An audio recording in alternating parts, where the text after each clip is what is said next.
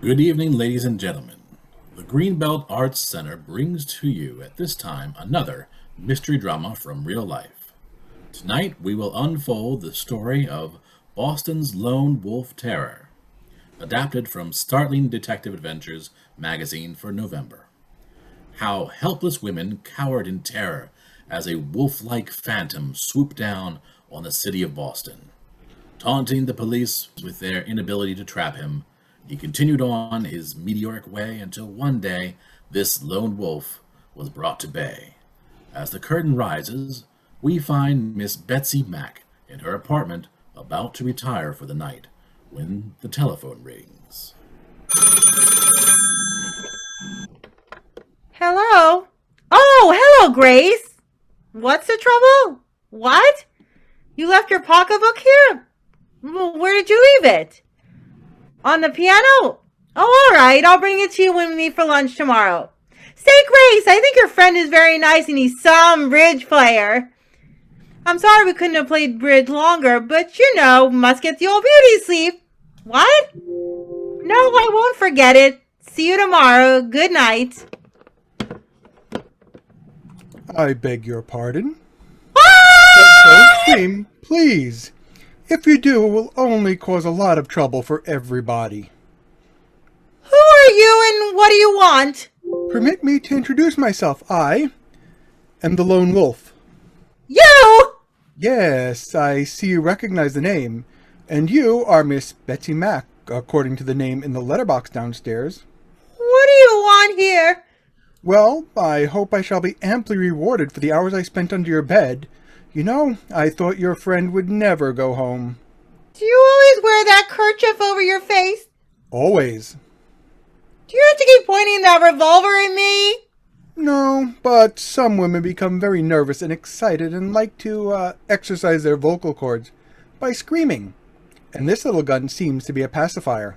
You needn't worry, I won't scream. I suppose you came to rob me. Well, take what you want and get out. Please don't hurry me. In fact, I refuse to be hurried. We have the whole night ahead of us, and to tell the truth, I'm beginning to enjoy your company. Well, I'm not enjoying yours. No? Oh, I'm sorry. I was hoping you would invite me to have something to eat. I'm rather hungry after my sojourn under the bed. And you know, if you've read the papers, that I always have lunch with my, shall I say, benefactresses. Will you please leave here at once? I'm sorry, but I couldn't think of it. I never leave until morning. That's something else you know, if you've read the papers. What do you want anyway? Your money and your jewelry. Where is it? I'll not tell you. Then I'll have to tie you up while I go through the apartment. You wouldn't dare. Oh, wouldn't I? Well, I'll show you. Sit in that chair. Do you hear? I'm not fooling, I mean it. That's better. Now you behave yourself and we'll get along fine. I'm sorry, but I will have to use this lamp cord. It seems to be the only thing handy. I can't afford to take any chances while looking over the place. I guess this will hold you all right. There. Now, I'll have to use your stocking for a gag. Oh, you devil! I guess that will keep you quiet for a while. Now to start on my treasure hunt. I'll begin with your bureau. Ah, yes, here's your pocketbook in the usual place, hidden among your clothes. Well, let's see what's in it. My, this is luck! $150 and a lovely wristwatch. I don't see anything else worth taking, so I'll see what your friend has in her pocketbook. On the piano, I think she said. Will you excuse me for a few minutes? Is that all it is? 1 o'clock. Your friend hasn't much in her pocketbook. 10.85. However, every little bit helps. You don't mind if I help myself to something to eat and drink, do you? You don't? Well, isn't that nice of you? Yeah. I could only find a bottle of ginger ale and some cake. It isn't much, but it will do. Now I'll have to put out the light so I can remove this handkerchief from my face. But first, I'll remove the gag from your mouth so you can talk to me. There you are. It's off. Now, the lights. Will you do me one favor? What's that? Please give me back the wristwatch. My mother gave it to me. Sure, I'll give it back to you when I leave. You know, this isn't bad cake. It's better than the cake I got at the last house I was in. If I don't stop eating cake in these hours I visit, the papers will be calling me a cake eater instead of the lone wolf. Why do you do these things, breaking into people's homes and robbing them? Why? Because I get a kick out of it. And I like to prove to the cops what sapheads they are. I enjoy reading what the papers say about me. You know you'll be arrested someday, don't you? The cops will never get me. They're not smart enough. Why, I've written them letters telling them just what I intend to do, and still they can't catch me. They will! Not until I give up. Now, I hate to do this, but I've got to gag you again because I've got to get some sleep. Won't you please go now? Not until morning. Can't take any chances. You're gonna gag me and keep me wired to this chair all night? You guessed right the very first time. Now, where's that light switch? Ah, here it is. Now I can see what I'm doing. Where's that stocking? Aha. You know, stockings make great gags. There. I guess you're safe for the night. Well, pleasant dreams.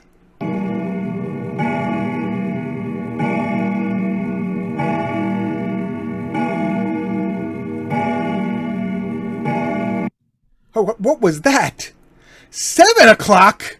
I slept later than I intended. Oh, good morning, miss. I'm sorry, I can't stay for breakfast, but I must be getting along. I'll telephone the janitor in a little while to come up and release you. And remember this. If I get caught, don't you dare identify me. If you do, God help you. Goodbye, and thanks for the hospitality.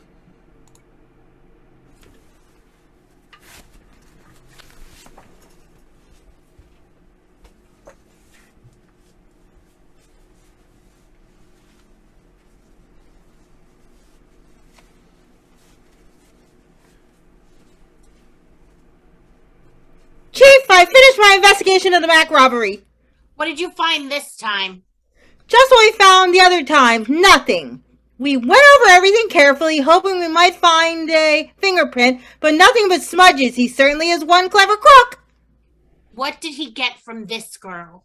$150 and a wristwatch. A 1085 from pocketbook belonging to another girl. Miss Mack says he promised to give her back their watch back, but he didn't. Did she know the make and number of the watch? No, but she had it cleaned last August while visiting her hometown, so I asked her to write to the jeweler for the data. If we can get this information before he tries to pawn it, we may get him. Was this girl wired to a chair all night too? Yes. What time did he leave the house? Miss Mack says around 7. Shortly after he left, she managed to work herself free and called the janitor's wife for help. It was the janitor's wife who notified us. About 10 o'clock this morning, the janitor came up and said a man had rung him on the telephone and said, "Will you go up to Miss Mack's apartment and see what she wants? She's not feeling very well today. If you can't get in, use your own latchkey." Very considerate of him, wasn't it? Couldn't this Mack girl give you any description of him? She said he was probably around 30 years of age, 5 feet 10 or 11 inches, and weighed about 170 pounds. Dark complexion, dark hair, and wore a dark gray overcoat and gray hat. Didn't his other victims describe him the same way? Practically. I tell you, Inspector, we've got to get this man if it's the last thing we do. The newspapers have been giving him headlines every time he pulls a job, and they always end the article by saying, "Where's the police?" Well, here's a letter for you, Chief. Thanks. What's this? Listen, Inspector. To the Chief of Police, here's a tip. My next victim lives on Queensberry Street. I shall visit there tonight. Catch me if you can. Signed, the Lone Wolf. The nerve of him. The brass of him. He even tells us what he is going to do, and we still can't get him.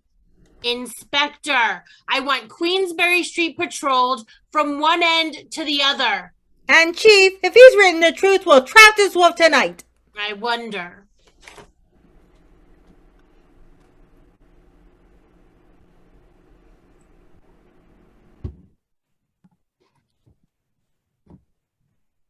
Gee, Aunt Agnes, that was a good show tonight, wasn't it? Oh, yes, Carolyn. That was the best play I've seen in a long time. Oh, and I was just crazy about the leading man, weren't you? Oh, yes, he was very good. Oh, but let's not talk about it anymore, dear. It's after 12 o'clock, and I have to get up early in the morning. All right, Aunt, good night. Good night, dear. If you make a sound, I'll shoot. I want you two to lie there in bed and keep perfectly quiet. If you do, everything will be okay. Oh, what are you going to do? I'm going to rob you. Oh, but we don't have any money. No?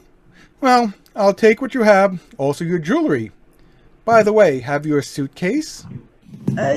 Yes. Good! I'll be able to carry quite a few things in it.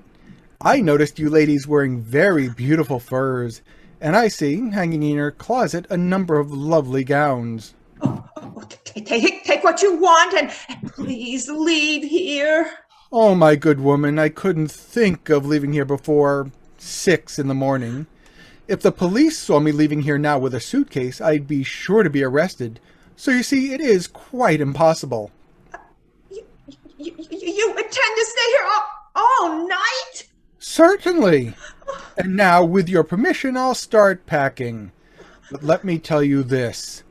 I've robbed many places, and I'm happy to say I haven't had to use my gun. So I hope you two women will be sensible and not make me use it here. You the lone wolf? I am. Oh, my goodness! Don't be afraid of him, Aunt. Any man who picks out defenseless women to rob is lower than a... Hush, Caroline. One moment. Yes, I rob women, but only because I enjoy their company. You think I'm a terrible person. Well, perhaps I am, but don't you think I deserve a little credit for always informing the police just where my next move will be? You told the police you were coming here? Well, I wrote them a letter saying I would visit Queensberry Street tonight. Oh, I suppose they thought it was a blind. Instead of visiting Queensberry Street, they thought you were going to some other street. Oh, no, they didn't. There are 2 cops on every block walking up and down looking for the lone wolf. How did you get in by them? Why not? Nobody knows what I look like.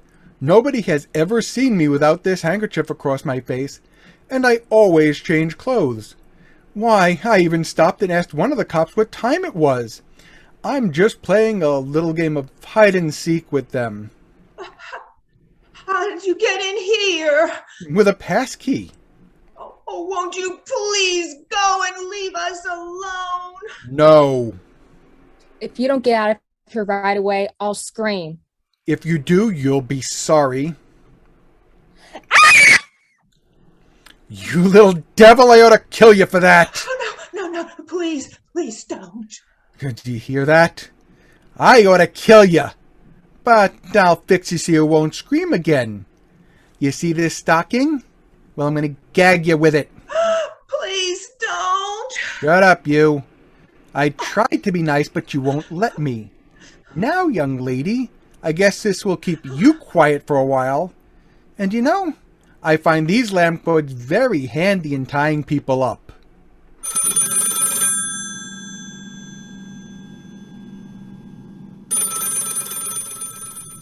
Listen, old lady, you answer the phone. And if it's someone calling for your niece, tell them she's asleep and can't be disturbed. If it's someone inquiring about the scream, you say your niece saw a mouse. And remember, don't say anything else. If you do, I'll hit you with the butt end of this gun. I mean it. Now, go ahead.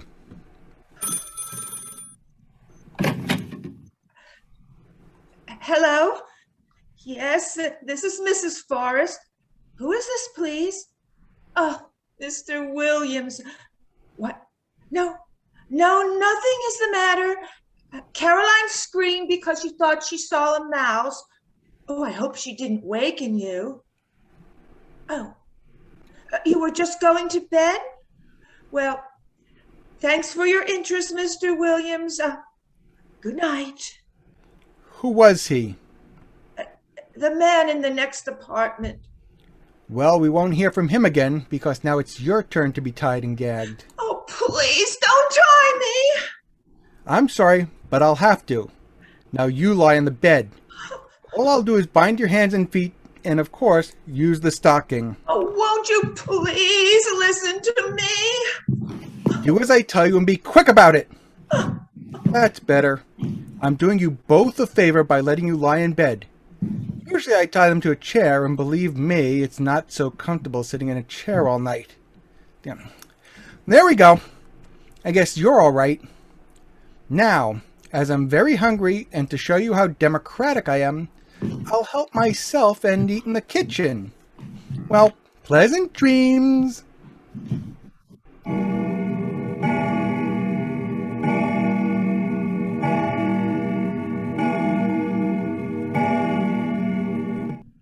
Good morning, ladies. I trust you slept well. I know I did, and now I'm about to depart. That is, as soon as I phone for a taxi. Hello, operator? Give me Maine 0330. May I say, Miss Forrest, that I enjoyed the sandwiches and ginger ale very much. Hello, taxi office? Send a cab right away to the Hudson Apartments on Queensbury Street, will ya? Okay. And now, ladies, don't be alarmed. I'll phone the janitor shortly to come up and release you. But first, I think I'll call the newspaper.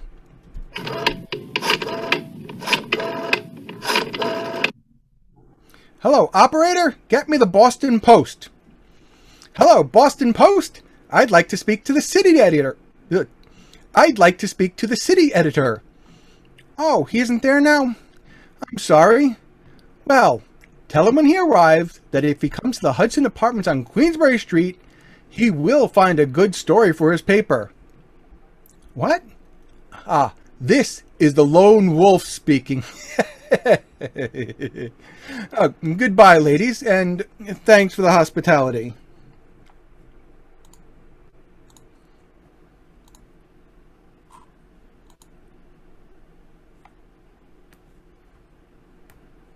Inspector, we've just received another letter from the Lone Wolf. Here's what he writes. I am the Lone Wolf. You will not get me until I give up. I will be back tomorrow in Back Bay. Catch me if you can, but I know you are merely wasting your time. No moss grows on a rolling stone. I think you will get him, Chief. You know who he is? Not yet, but he wasn't so careful this last time, because we got a picture of his right thumbprint on a ginger ale bottle. We have no record of him here, so we sent the print to New York, Philadelphia, Washington, hoping he was in the Army or Navy. If so, they'll tell us his name. What description did these two ladies give of him? About the same as Mack gave. The taxi driver also agrees with them. I don't suppose we can do a thing until we hear back from those other cities. I don't think so, Chief, but we should hear very soon now, as we informed them it was urgent and to report immediately. Inspector, we've just received word from New York and Philadelphia. They have no record of the lone wolf there. Then our only hope now is Washington.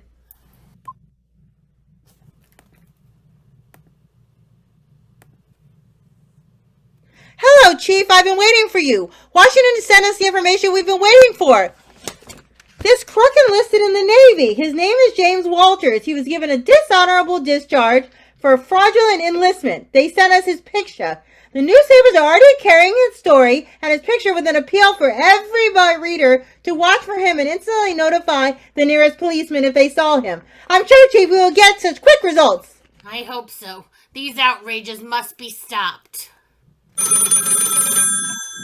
Hello? Yes, madam. This is the chief of police speaking. What's that? You recognize the picture of the lone wolf? Do you know where he lives? On Wendell Street in South Boston. He's what? Married, eh? Well, what's your name? No, we won't publish it.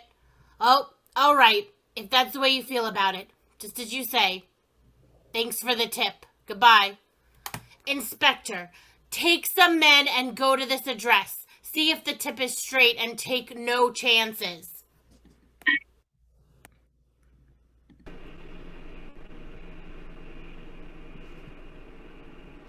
Here's the house, men. Surrender, Rooney. Flynn, you come with me. As soon as the door opens, rush in and take no unnecessary chances. Come on.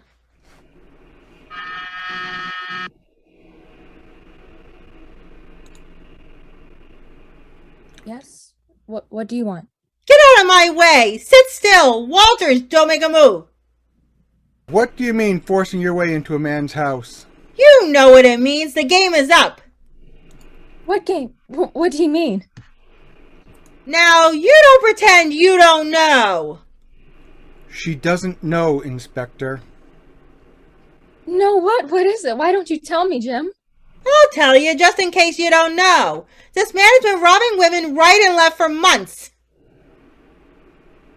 I don't believe it. This man is the lone wolf. Jim, telling me lies. You're not. But, dear, I am. What? Oh, Jim. Why do you do these things? Just for a kick, dear. That's all. Well, Inspector, I've had a lot of fun. I suppose the newspapers will carry screaming headlines. Lone wolf trapped at last. Do you know, I'll enjoy reading it. Well, shall we go? I'll say so. Stand up. Frisk him, Rooney. Here, I'll take his gun. All right, let's go. Goodbye, dear. Oh, Jim. Come on. With pleasure. And so, the curtain falls on another old-time radio broadcast. This broadcast is brought to you by Greenbelt Arts Center, and your cast is Sarah Kezman as Chief, Tricia Pisarra as Betsy, Mack, Inspector of Police, Joe Rake as Aunt Agnes, Nyah Clay as Caroline, Mrs. Walters, Dan MacMillan as Announcer Officer, and Jeff Poretsky as the Wolf.